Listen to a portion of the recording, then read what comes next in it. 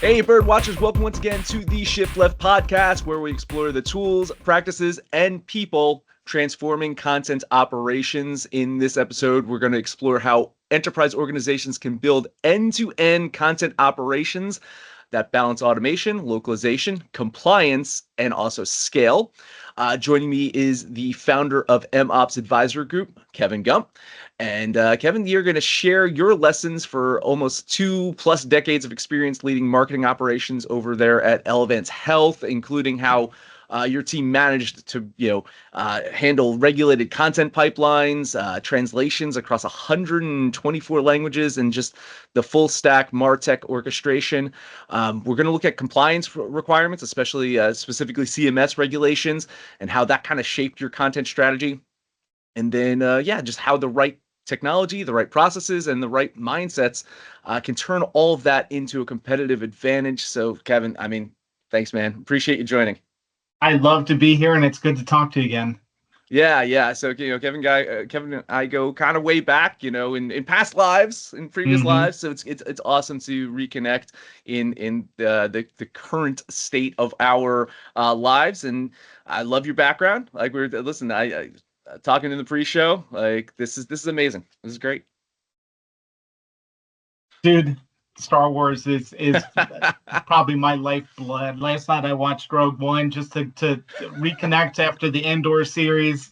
Yeah, that's so amazing. So I was looking, I'm an old guy, and so I was around when Star Wars hit theaters, and I got to see that whole cultural phenomenon.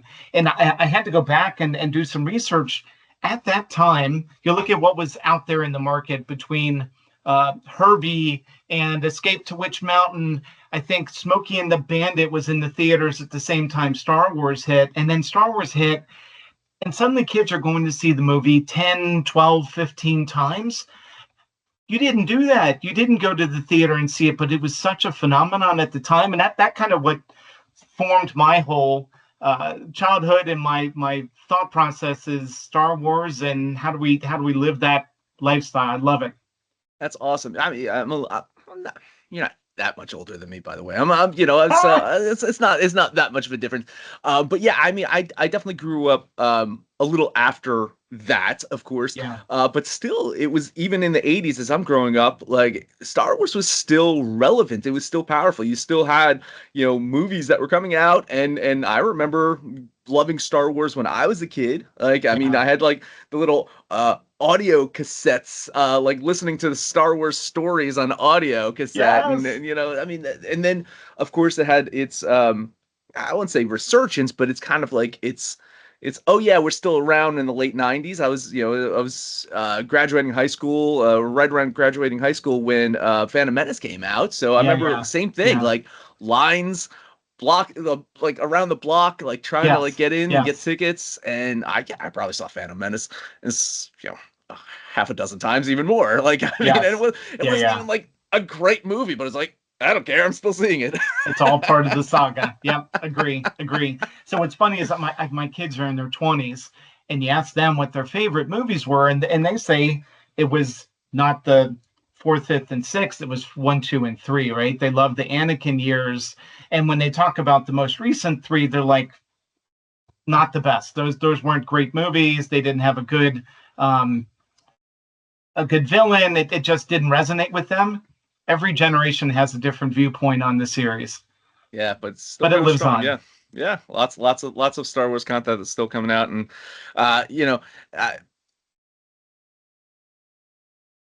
let's talk about marketing ops now, and how I think back to, not to say that you didn't like me at first, but there was a moment of trying to like warm up to you, Kevin, and I made a Lord of the Rings reference, and I was like, I saw the gleam in your eye, and you're like, all right, I think he's one of my people. I think he's good now. So if you had to like start to like allocate marketing ops into like Middle Earth terms, like who's the wizard, who's the hobbit, just let's talk about marketing ops now. Okay, so that's hard, right? You got all these different personalities. You got Gandalf, who's kind of setting the trajectory, the vision. Every once in a while, jumps in and helps keep things moving. In my mind, Gandalf is marketing operations, right? It's that whole concept of project management and technology, everything that keeps the journey going, keeps the adventure moving. That's MOPS, right? That's marketing operations. But then you jump to the poor hobbits that kept going up the mountain. So Frodo and Sam, those are the marketers, right? That's the hardcore marketers that every day just keep tilting at the windmill and keep moving up, trying to overcome. That's the hardcore marketing managers, directors, all those frontline guys. Um, the ring, the ring is clearly a single source of data, right? Like it is the never-ending battle is trying to come up with what is that one source of data that can drive everything we need. Obviously a dark side. If you can't get your data clean, things go off the rails really quick, and it's messy. You get that single source of truth, and everything's good. And I even was thinking about some of the secondary characters like the dwarves and the elves. Those are different roles in marketing, right? Whether it's the designers, the elves are the designers because they're the beautiful, driving the beauty and really making things gorgeous. The dwarves, hardcore data analysts, data anarchists, just in chiseling away at the data. Like to your point, you could do a whole marketing story of the Hobbit. I love it. That's awesome. That's so great. And it's interesting. We were talking a little bit in the pre-show about um I I really feel that working with you, I knew that you were a little bit of ahead of your time where you were looking at marketing operations end to end. You were thinking about how do I include localization and the end user experience shifting left, like the name of the show Yeah. is, to move it further into the process and have a more harmonized workflow. And I think, just working with you, just I did learn a lot of like, oh, wow, yeah, you can start to look at this whole thing not in fragments, but as a bigger picture. And then Yeah. um I guess from your experience, like what's how do teams get this wrong, or what advice would you have if they're not looking at the whole end-to-end process and they're trying to like segment these things up? Yeah. So you think about it, the industry, health insurance industry, has really gotten to a point of single use. They were creating a flyer to go to market. They were creating a brochure, a PowerPoint deck, a single point moment to deliver to market that just didn't make sense. If you're going to create it for multi-use. That whole concept of omni-channel, which requires you to break it down to the singular bits and pieces of the content block. And then with the requirement of being able to meet the diversity of our country, right? Our country is an incredibly diverse population. You have to be able to take those bits and very quickly translate them so that as you're building both in English and in language, but it requires taking all of those ingredients down to the core pieces and not dealing with that ready for market piece and doing a one for one translation. That's where you're incredibly inefficient. If you're touching every single piece individually, you have so much duplicate content across a whole suite of a campaign. You can't deal with each piece individually. You're just going to die by manual touches. It's not efficient whatsoever. And then that allows you to start evolving and having a voice, and a consistent voice across channel, across materials. And now, as you and I were talking about, with the application of AI, it becomes so much easier, right? You can start translating those bits and bytes. And as long as every piece has a fingerprint so you can reassemble it as you're going to market, wow, the efficiency is huge. Yeah, I mean, right off the bat of just looking at the whole end-to-end process makes you more efficient, makes you leaner, Yes. reduces your costs just by looking at it as that. Because oftentimes in localization, especially, it's a back end process. It's like, oh, and we have to translate. Yes. It Yes. becomes like, and then you start to look at your translation timelines. It's like, all right, well, here you go. You've got like 2 days to translate this. But as Correct. opposed to like looking at it as part of the content operations as a whole, then you're like, okay, Yes. well, We know that this content's going to be ready by this date, which it's got to come here. It's got to get this approval. It's got to go here. And then you can start to like maybe say, okay, maybe we can be more efficient and like we can do this at the same time and do this at the same time. And then now with AI, it's just like, okay, we can do all of these things kind of like right here Near and real gain. time. Yeah, Yeah. exactly. Yeah. It's that whole concept of shift left and being able to do it so much earlier in the process. But once again, if you start with the concept of the consumer experience, what you're trying to deliver to market, if it's always the secondary thought of to translate to meet a special population's needs, it's gonna be a very fragmented experience because everything's going to be done very disjointed. You do it up front, and once again, you have consistent messaging, consistent terminology across the full spectrum. For that user, they're going to have such a better experience than these one-off, late to market executions. Yeah, no, totally. And I think oftentimes, especially in health insurance, where you spent, the Couple bulk of your decades, career, yeah, yeah, right? Compliance also is a huge factor there because it's not yeah, only like, and in your heart, it's like you want to provide these communications because it helps your patient population. That's what you want to yes, do. You want it's like, listen, yes, I think the members of my organization need this content to make informed decisions and but ultimately there's also a compliance aspect to it where it's yes, like, okay, I yes, also have to do it in this type of font and this, yes, so like yes. how does that like throw a monkey wrench in your content operations, Well, so you think about it, it puts a framework, right? It's a framework of you have to hit these specific requirements and you have to have fit within a certain template. But oftentimes our best innovation comes from constraints, right? If I have to operate within this box, it's a Jello mold, right? I have to operate within this Jello mold, but it forces you to be incredibly innovative to once again make sure that you're delivering the best experience to the consumer. You're matching your brand, you're keeping your brand messaging consistent, and you're being as efficient as you possibly can. And that's where that concept of doing real-time translation allows you to get ahead of those deadlines, because with Medicare and Medicaid, the deadlines are incredibly rigid and tight. You have to be able to move at pace. And especially if you're getting content late, you're getting direction from CMS late, all it does is constrict the tail end of the process, which is where you don't want to sacrifice quality, right? That's where you're going to send something to market that is substandard or, God forbid, get you an errata and some fees. And so the ability to do more of that work up front, do more of the translation up front, translate those bits and bytes. And honestly, if it can open up more channels to be able to push that messaging where you might be prescribed, you have to do it in direct mail, but PS, you could also do it in web, you could do it in different channels. That's even better, right? More touch points, getting that message out, trying to drive those behaviors.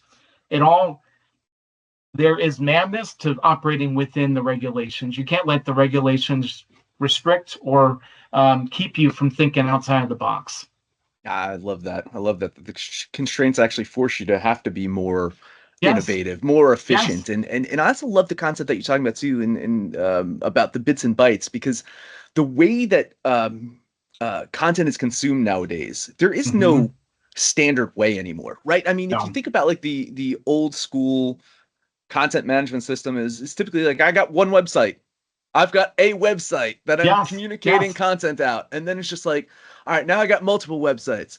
Now I've got social media. Now I've got people watching videos like this way on their phones. It's like, yes. everything is changing. And so being able to take those bits and bytes and send them wherever you need to Adapt and and still have a flexibility. harmonized like Yes, sound to it, I think that's the name of the game nowadays, Yeah. agreed. You got to be able to get eyes, get attention at the right point, no matter what device they're on. And rarely is it going to be that email. Rarely are they going to be holding a flyer in their hand. It's going to be a very digital, engaging, immediate transaction, and you got to be able to get that content to them at that point in time. Yeah, Yeah. it's a very different world than a decade ago. Yeah, and and I think I was telling you too also in the pre-show is just like the headless CMSs, the more modern CMSs, the API first, I think they've been built specifically for that concept. And so you can now have your bits and bytes within your content management system that can be creating like the in Yes. language content in there and then passing it on to whatever review stages you want. And if you need to go, if you still need to wait for the source to be legal reviewed before you can actually do anything, you can, but you can still Yes. already have like content that's already pre-created in there that once the legal review is done, then it can be adapted, send out to human review, whatever you need to do. I think the way that content operations and marketing operations is heading, I think it's gonna create a lot of different opportunities out there. And that's what I'm saying is like, like with what, you've done in the past, I think it pun intended translates well into what's going to happen in the future. It's like, you were kind of ahead of your time there, Kevin. Like really. So you think about the timeline, right? Of vast majority of the time is spent in the creation of the content before it goes market. Then you talk about those required reviews that are fairly rigid, right? You still have to go through the right channels and get the right approvals, whether it's internal or CMS, but you can constrict that creative timeline, right? You can shorten that end to accelerate how quickly you get to market. And if you can have that content composing earlier and translating earlier, get to that review, get through the review, and suddenly you're way ahead of the process because you've shifted left. You've moved everything much earlier in the process. That's it's amazing. And I think now that you've migrated into consulting and looking at other people's opera, which is not, it must be nice to like, I'm going to look at Yeah. from an outside perspective. And it's like, what do you think is the most overlooked area in the modern marketing ops that maybe people who with less experience would just tend to like make the mistake? Where are they making the mistakes Yeah. at? Well, so a lot of what we've talked about is evolution, right? And how dynamic everything is and how changing everything is. A lot of my background was in process and process automation and workflow. And what I see is a lot of times people think that's a one and done, that you can just stand up a workflow and it's just going to work. Regardless of what you're trying to push through those pipes, it's going to be a rigid thing and it's just going to continue to work. And that's not the way to think about it, because it has to evolve in order to support your evolving demands. And so your workflow has to continually change. You almost need experts that are continually pressure testing and figuring out ways to adapt to that new shift left and constricting timelines, and how do you drive that efficiency. And unfortunately, that's going to be a real change for corporate America, where they've thought, okay, we can just build a workflow and it's just going to work forever. That's not the way of today's demands. Between omni-channel delivery and personalization and AI, your workflow, it's going to have to be incredibly flexible and dynamic, and you're going to have to keep tweaking it to keep pace with those new demands. I love that you said process in there, because I mean, you did a lot of technology implementation. You looked at the whole landscape end to end of the technology you needed and how to piece it together. But it's moot without how does it fit into a process, Correct. Yeah, Yeah, yeah. the process is the background, right? It's not, you think about the human body, it's the arteries, the nervous system, it's what sticks everything together. And then you have different organs that are the tech that make it all work, but you got to have the spine first. You got to have the basis. Okay, so I have a demo that I want to show Yes. you that I think is going to be a little near and dear to your heart. So I'm Love it. excited to show you this, just because I think it's going to resonate a little to what we're talking about, but also, I think there's some familiarity that's going to be there. So, Excellent. all right. So here we go. It's Adobe Experience Manager. I think something about AEM, right? Yep. Yep. And what we're gonna do here is we're gonna get the content out of AEM, and I'm gonna do a manual trigger. But this could easily be like you could schedule, you can event something like on a tag added to content, or Yeah. when something is created or updated. But just for the sake of a demo, I'll do the little manual push right here. We're going to get the content out of AEM, and then we're going to create a project in Adobe Workfront. Mhm. Another thing that I'm sure you're familiar with. Okay, Yep. we'll upload the file there. We're going to create a task, and then based off of some parameters, if there's a tag that says machine translation, we're going to route it this way, and we'll translate it with DeepL. We'll post edit it. We'll upload the file back to Workfront, Hmm. and And let's scroll down.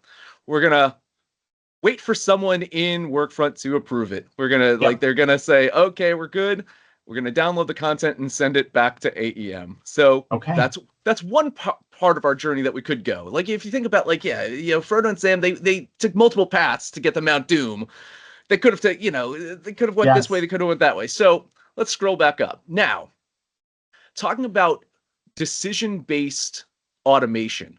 So we had a tag in here that was machine translation, but what if that tag wasn't there and we actually wanted to go through a vendor approach? We wanted to send Yes. it out to a vendor. I am assuming you had more than one translation vendor, right? Yes. Yeah, Yep. multi-vendor approach. So Yep. now you can have another tag that could split it into vendor one, vendor two, whatever it is, Yep. send it directly to their system. So if it's vendor one, it sends it to, they're using Global Link, it creates a submission there, or vendor two sends it to their BlueNet instance. Yep. And then you scroll down the line, and same thing, we've got this checkpoint that's going to wait for the vendor to finalize it, right? Mm-hmm. So it's just there. But you're now empowered to see like the process. You can go in there and say, I can see where things are at in my process. And after that's done, you'll get the translated files. Same step as before. You'd upload it to Workfront, and it all meets up right here. So no matter what journey you take, ultimately Yes. it's going to end up with the person in charge of this task is now going to review whatever comes in, Mm-hmm. and once they approve, then it goes back in. Now, this is a simple process. I won't say simple, but this is a simpler process. You could, have multiple iterations in here where there's a feedback loop that sends it back to, whatever Yes. it needs to do. You can add into here, but just if we click fly right here, and I know the outcome here just because I've pre-programmed this, but we'll check this out in flight as it's going. All right. And the reason I'm generating a date is because I want to tag our content with today's date. So, Yep. everything is in there. So when we create a Auditable. project, or if we need to create like a deadline, we can always do like another one of these that like adds a certain amount of time to the deadline, to the date that you're generated. We can kind of like play around with dates there. With the content here, and I'll show you, like, we're specifically like kind of identified the content path, and we're including the reference content here as well. Lots of parameters that we can kind of set to like really programmatically extract the content we want from Adobe Experience Manager Mm-hmm. there.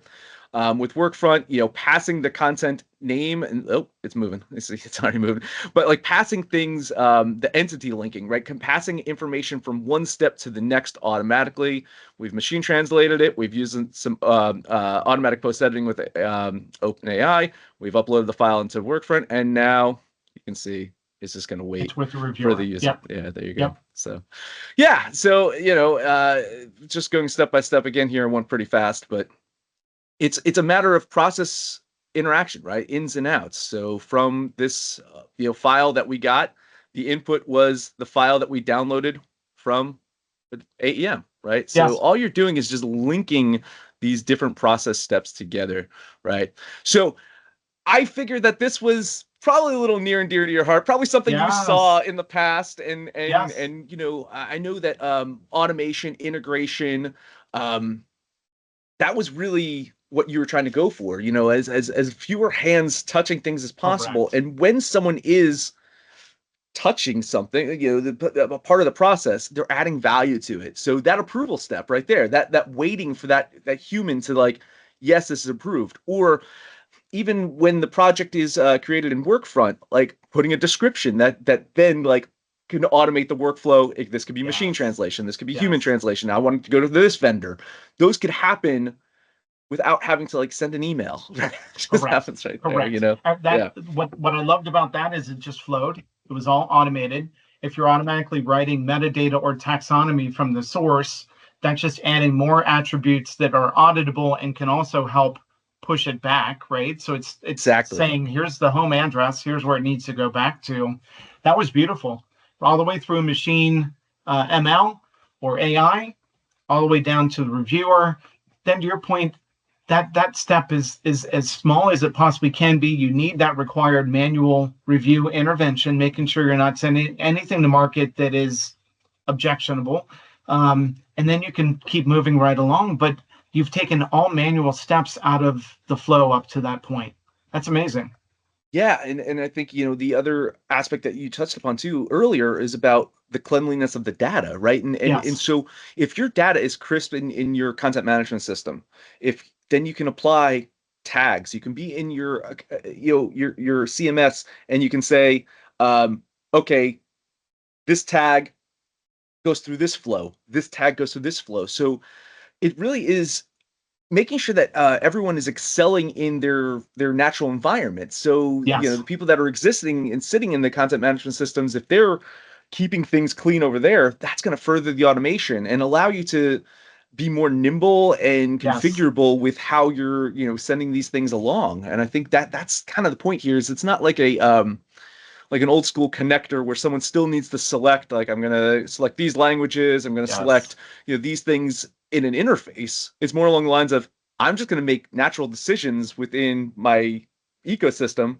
and it's yes, going to automate around that. And I think that's what yeah. I'm finding fascinating about where technology is kind of at right now, where it is this is close to agentic in a way, because it is just using insights and data from other systems to make these To drive the decisions. Yeah. process. Yeah, Yeah, yeah. exactly. And Yeah. once again, if you get into that perfect place of content reuse or content syndication, by capturing that identifier, you can automatically say, and that same content is repurposed across these 64 different utilizations, right? So it automatically drops it right back in and creates that mirror image of the English in the different languages in the different delivery points. Makes total sense. Yeah. Yeah. And we even have within Blackbird too, we've got our own repurpose app where you can kind of like say, repurpose this for a LinkedIn post, or repurpose this Yes. for, and so you can start to think about like how these metadata tags within your environment can further automate, create a video or create audio, whatever you need for your All of market. that. It's neat. Yes. Yeah, yeah, Yeah. It's yeah. really cool. Awesome. I love that. Uh, Well, that was my demo. That was my surprise for you, and I'm glad that it It worked. all resonated. I understand that life. Yes. Yeah, yeah. Awesome, cool.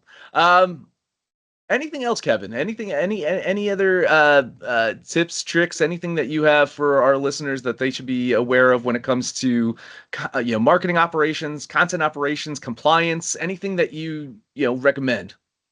What comes to mind, and I'll play off of something you said earlier. Translation always becomes a must have at the end. Oh gosh, now we have to translate it to the 5 languages to meet our market expectations. And I would say flip that dynamic. Think about your consumer. Think about that diverse population that is waiting for that communication touch point. And it's not just a requirement, it's not just a regulation. You have to treat them like any other customer you have, right? Foster that relationship and flip it from being a burden of last minute, we've got to do that translation. It's the right thing to do. We're going to continue that relationship. We're going to improve that consumer experience and make sure that they're getting what they need when they need it at the right touch point. They're just another set of eyeballs, right? It's just another customer, but it's not a burden, right? It's the right thing to do. And speaking to them in the way that they want to be spoken to at the touch point they want to be talked at. It's fairly common human relationships. It's just making sure that you have that perspective of it's not just a compliance thing. Awesome, man. And that's a lot of free advice. You can also get paid advice from Kevin. His information will be in the description of this show. So if you're looking to up your game in marketing ops and localization and technology implementation, I mean, you really versatile in how you approached your previous job, and I felt like, I don't know, at times I felt like this is just like multiple people. It's like, can one person really be doing all these things? And I always appreciated working with you. And I think if you're struggling out there or looking to just get a fresh perspective, definitely reach out to Kevin. And yeah, so with that, we're going to close out another episode of the Shift Left podcast. Kevin, thanks again, man. I totally appreciate it. Absolutely. Had a Yeah, it's blast. great to connect. And make sure that you're liking, commenting, subscribing, doing all those things that you should be doing, because this is mainly a YouTube show. And if you're watching in other kind of areas of the world, repurposing it, maybe on LinkedIn, a little clip on LinkedIn, maybe you're listening to it somewhere else. Still come back and like and subscribe and do all those things, because it really helps us and helps the show grow. And until then, bird watchers, keep shifting left. Thanks a lot. Bye.